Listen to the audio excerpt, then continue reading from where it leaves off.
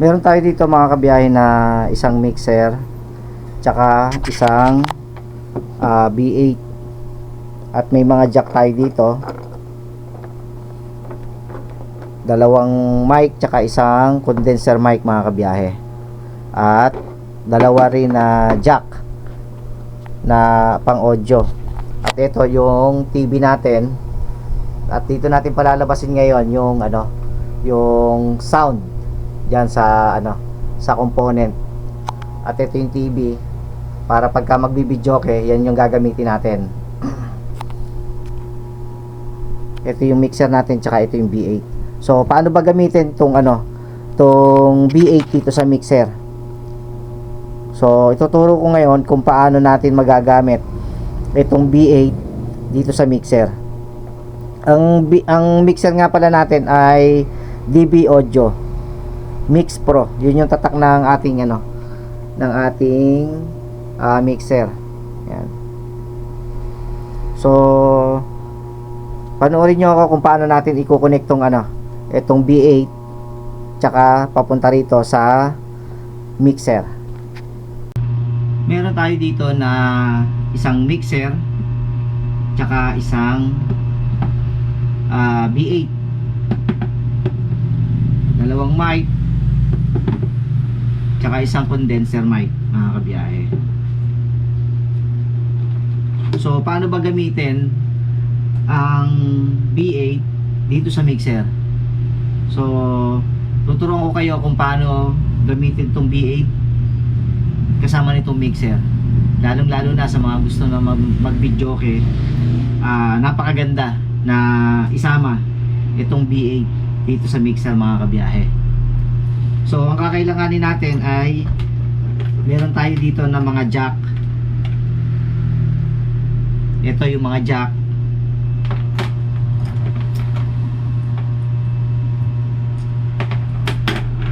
Limang jack na pang audio at isang jack naman na para sa mic, mono jack mga kabiyahe, no? At dalawang battery para naman dito sa sa wireless mic. At meron din tayo ditong wire para naman sa likod ng TV, lalong lalo na pagka yung gagamitin natin sa pagbibidyoke, no? So una natin gagawin ay i-connect muna natin yung mga wire. I-connect muna natin.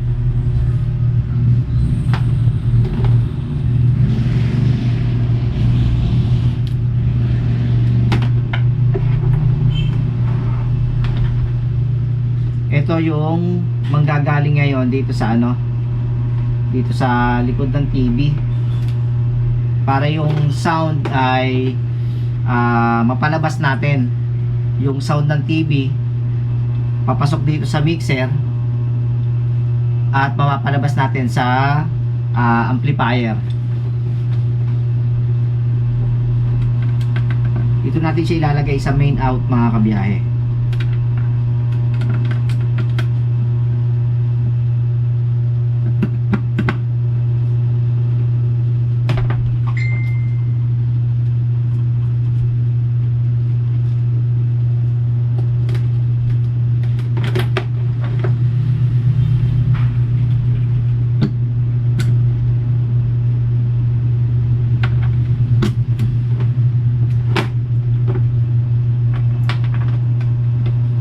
Bali ito yung gagamitin natin na wire.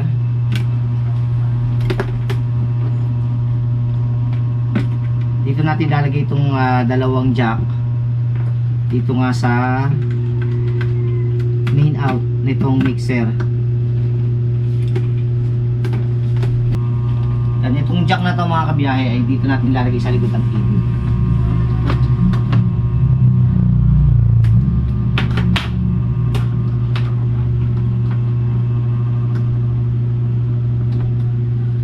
Pero kung ang likod ng TV ng niyo mga kabiyahe ay yung ganito yung dulo, ayan, ito yung sa audio ng likod ng TV.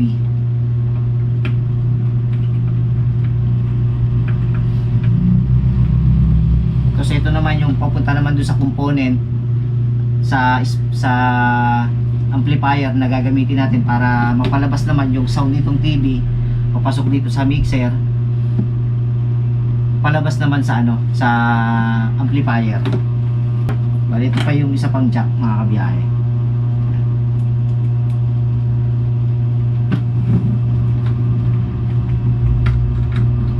Dito natin siya isasaksak sa main out. Yan. Tapos isasaksak natin tong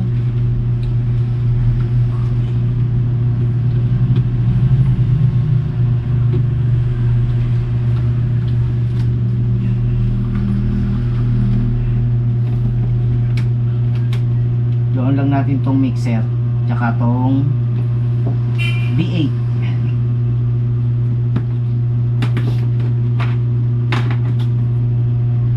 Bali, gagamitin muna natin ito munang mixer. Palalabasin muna natin to, tapos mamaya natin kakabit itong V8. So i-on ko lang tong amplifier.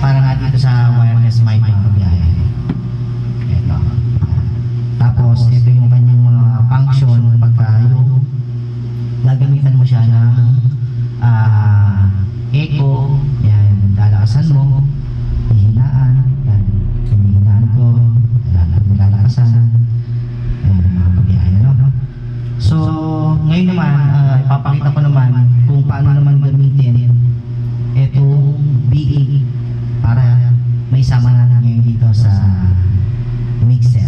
Alright?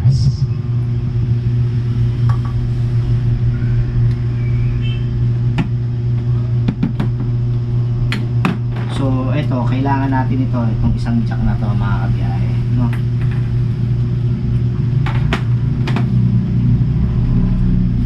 Testingin muna natin itong TV. Narinig nyo, di ba? Dito ko na siya pinipihit pagka gusto kong pahinahin at nakasan. Ito, mga kabiyahe, no? Bali, ito yung mixer na yung gamit natin. So saglit lang at baka makaka-copyright tayo, no? So gamitin naman natin itong itong V8. Isama naman natin ngayon dito sa mixer. Tapos dito natin siya ilalagay sa accompany. Yan. Pwede rin dito sa headset, pwede rin. Tapos dito natin ilalagay yan sa accompany.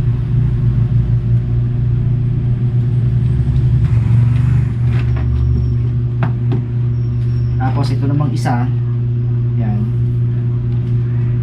Bali, ang ginawa natin nga pala, yung sa likod ng TV, papunta rito sa line in nitong mixer. Tapos ito naman yung sa likod ng ating ng ating V8. Dito ko nilagay sa monitor. Dito ko nilagay sa monitor. Tapos ito yung ating condenser mic. Ito yung condenser mic ito. Yan. So testingin natin kung ano bang magandang gamitin dito, mga kabiyahe, no? Bali dito rin nakalagay sa line in nitong mixer, itong papunta nga rito sa sa ating V8.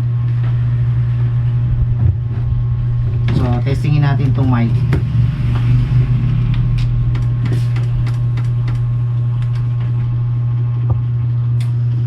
Hello, hello, hello.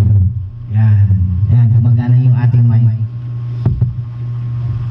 Hello, hello, hello. Hello, hello, hello. Yan.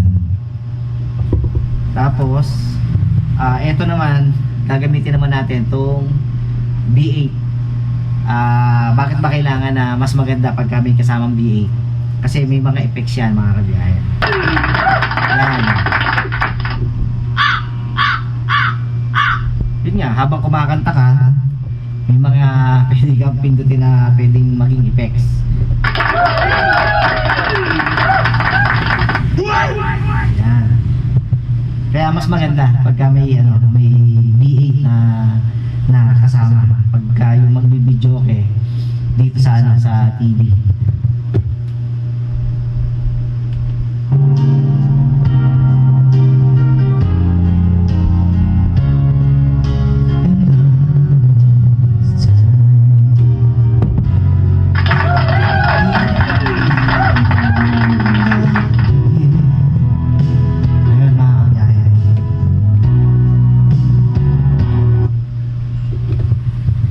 So ang gamitin naman natin ay itong itong condenser mic naman yung gamitin natin. Yan. So ayun, bali ito na yung gamit natin, no. Medyo malinaw yung boses natin pagka itong condenser mic yung ating gamit. Pagka dadagdagan pa natin ng echo, ayan, mas gumaganda yung boses natin. Diba? At pwede mo rin gamitin yung ibang mga effects nitong B8. Female voice. Hello, hello, hello. Yan. Nag-iba yung boses natin. Male voice. Hello, hello, hello. Ano naman, lalaki naman yung boses natin. Lolly voice. Hello, hello. Parang kickbox naman yung boss natin. Monster voice. Hello, hello. Nakakatakot. Nakakatakot naman yung boses. Female voice. Hello, hello. Yan. Hello, hello. Ayan, ito yung normal na boses natin, no? Hello, hello, hello. Ayan, medyo lumagong pero maganda pa rin yung boses natin. Yung yan, yung professional na na normal na walang echo. Hello, hello, hello. Yan. Hello, hello, hello. Parang parang iba yung dating, no? Hello, hello. Sharp to A major. Hello, hello, hello. Ayan. A major. Hello, hello. Hello, mic test. Hello, mic test. Shift to C major. Hello, mic test. Hello, mic test. Hello, hello, hello. Hello, hello. Ayan. So, yun yung kagandahan pagka ang gamit natin ay pinagsama natin mixer at saka PA. May magagamit tayong mga effects habang tayo ay nagbibidyo. Yes.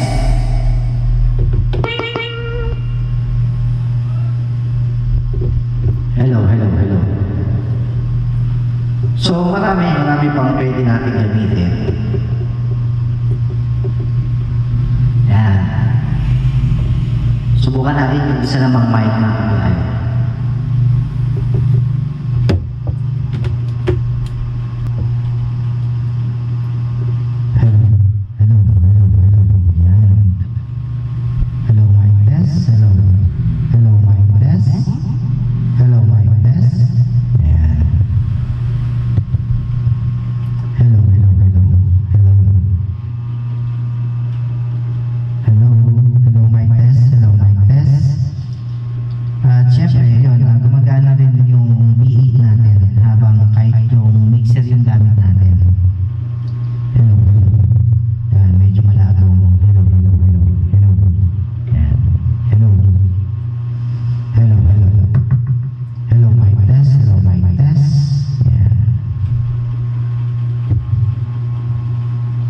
So, yun lang yung mga connection na pwede natin gamitin. Pag gagamit tayo ng mixer tsaka VA. Yan. She's wondering where close to wear. She puts on her makeup and then she asks me, do I look alright?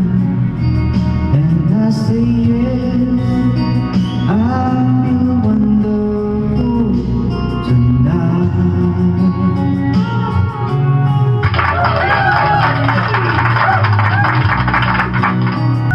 We go to a party and everyone turned to see this beautiful lady. She's walking around with me, and I say yes, I feel wonderful tonight. I feel wonderful because I see the love in your eyes. How much I love you.